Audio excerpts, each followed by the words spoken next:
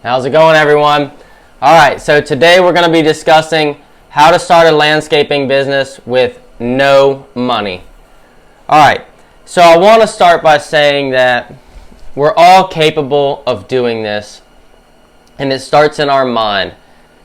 We have to let ourselves be able to take the next step. We will never do what we do not allow ourselves to do. In the moment that we allow ourselves to believe that we are worthy of taking this new journey and actually pursuing starting a business, in that moment of clarity, we have changed our entire lives. So now the next step is to actually do the work. We know what we want in our mind. We just don't know. We need a little bit of guidance on exactly what the best steps are to do this. You don't need to have a bunch of credit card debt and take on a bunch of debt to start a business. We're going to start small, all right? What we want to do first is going to be take an inventory of the tools that you already have available to you. Maybe in your shed or some of the lawn stuff that you have to maintain your own lawn. Do you have a vehicle? Do you have a truck or a car? Either way, it doesn't really matter. If you have a car, you're just a little bit behind the curve, but you still can fit tools in there to get the business rolling, right? You're not going to be doing the big elaborate stuff right off the bat, and that's okay. We're going to do the small things that will still produce an income for your business. So the first thing we want to do is start by taking an inventory. Get a piece of paper, go around and write down every tool that you have that can be used in your landscaping business, your new landscaping business, okay? Go ahead, do that. Get to work. Pause this. Go make a list right now and then come back to me. I'll be here when you get back. All right, did you do it? So for example, you should have shovel, rake, a weed eater if you got it, maybe a push mower, something. Anything that you have, list it out. If it's a hammer, guess what? We use hammers in landscaping. So anything that you can use. Is it a pry bar? Is it a hammer? Do you have a screw gun? So let's get creative. Let's look at everything we have. If we don't have a bunch of power tools, that's okay. Let's just use the things that we have. And another step I like to do is once we start turning some revenue, we can go and look at yard sales and see what kind of lawn equipment or rakes or little electric blowers that people have. Remember, we're starting small. We don't have to impress anybody. We just want to feel that we can start this business and it is obtainable. It is. I did the same thing when starting my business, and now we're doing, a couple $1 million every few years. So it can be done with very little money up front. And this is a great industry for that because a lot of us already have tools laying around that we use in our own yard that we could just use in somebody else's yard. A lot of what landscaping is just physical labor. If you're okay with doing the physical labor, you're going to be just fine. Because it's not necessarily the tools that you have, it's the ability or the want that you have to actually make this work. Are you willing to put in the work? That's the question. So for the next thing, once we have this list, we want to create a second list. So take that piece of paper, stick it to the side. Get yourself a new piece of paper out. Alright? We're going to create another list. A list of the services that you can do, a list of the services that you can provide with the tools that you have. So let's look through our tools that we have and come up with all the services that we can provide for people. Let me give you some examples. So an example would be, can you trim shrubs? Do you have hand pruners? Landscape bed installation or landscape bed edging installation. Can you install the metal edging with a hammer? Yeah, that's all you need. Just a hammer to install this metal edging. You can go around and install people's metal edging. Or how about redefining the bed edges that are already in place? A lot of that is just shovel work.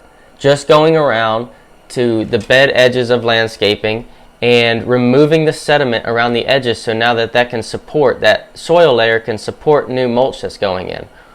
What I like to do in our business, we still just use a shovel for this. We go around, clean up the bed edges, and now you've got, a few $100s worth of revenue that you can charge people with just a shovel and probably a small wheelbarrow if you have one. Mulch installation, plant installation. Can you do weed eating or mowing services?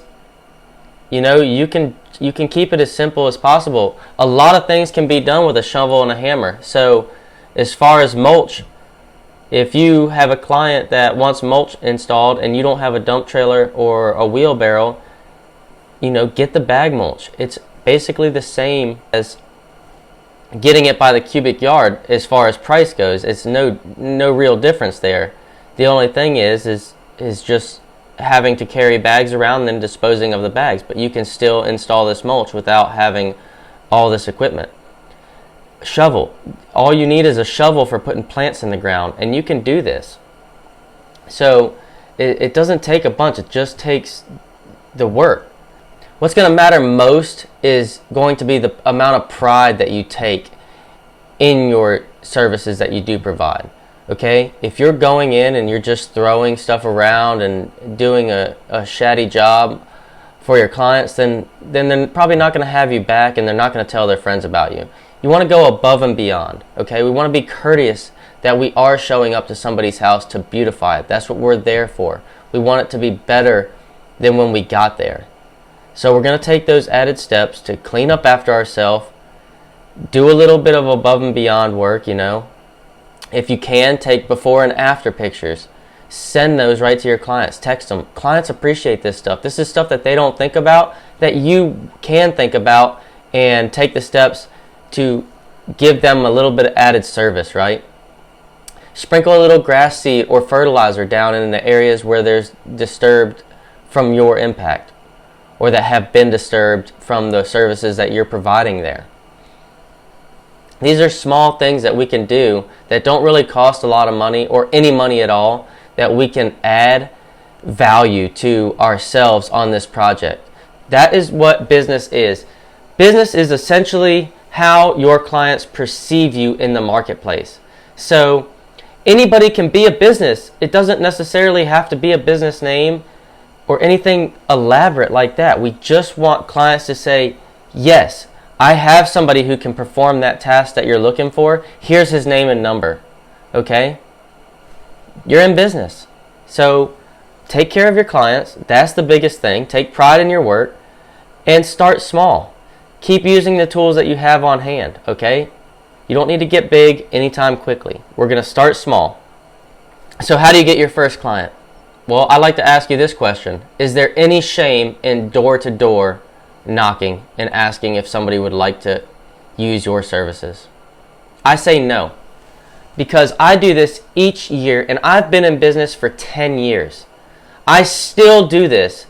And when I do this is when we go out of town to do storm work or hurricane cleanup out of state, and we go into a new city or a town where we have no name, we have no customers, and we just have our tools, and we know that we're going to be looking for clients that need our services.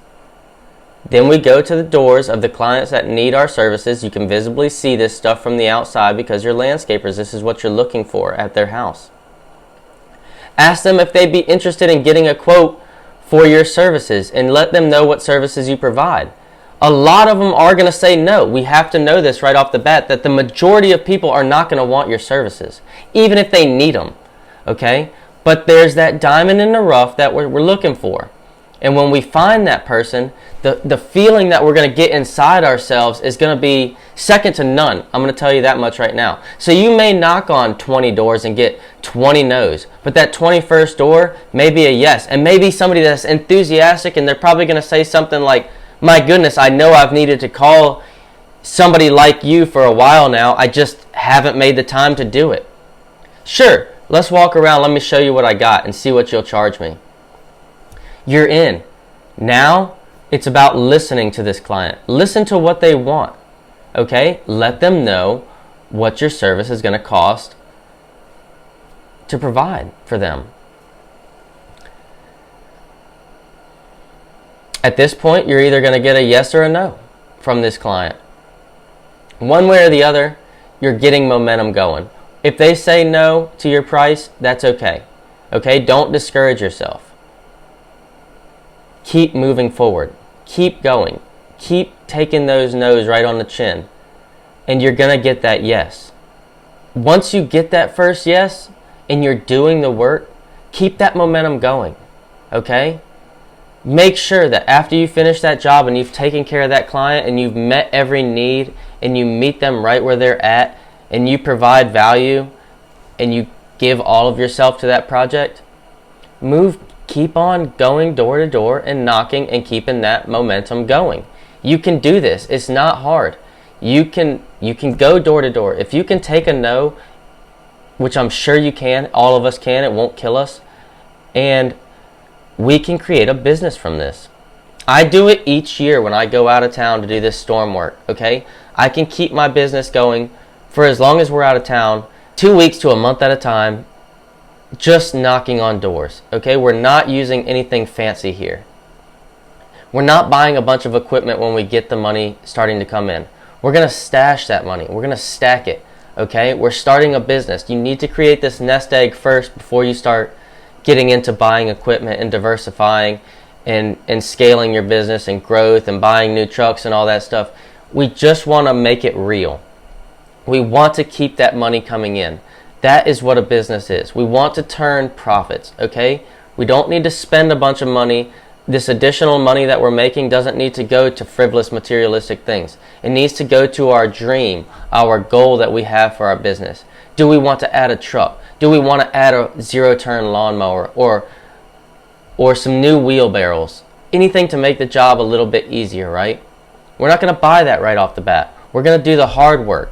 We're going to go out there, do the work that we can do with the tools that we already have, and we're going to keep doing that until we get a bit of a nest egg. Once we get that nest egg, then we can talk about growth or adding equipment and doing that stuff. But first, let's focus on getting these first couple jobs. Do your checklists. Make sure you have your checklist. Make sure you have your tools. Make sure you're satisfying your clients. Make sure you're doing the work, keeping your clients happy, and keep stacking that paper, baby, because it's out there to get, and I know you can do it. All of us can be a success. We just have to put in the work, and we have to keep grinding. Don't let your mind get in the way. If your mind tells you that you're an imposter and this isn't you and you shouldn't be here, you shouldn't be doing this, tell it to shut the fuck up and get out there and get this work done, because you are able to do it. You are worthy, and we are all capable of being businessmen and women, and it's out there for us. We live in the greatest country in the world, the land of opportunity, and it is all available to us. Keep going, keep grinding. I hope to see you at the top.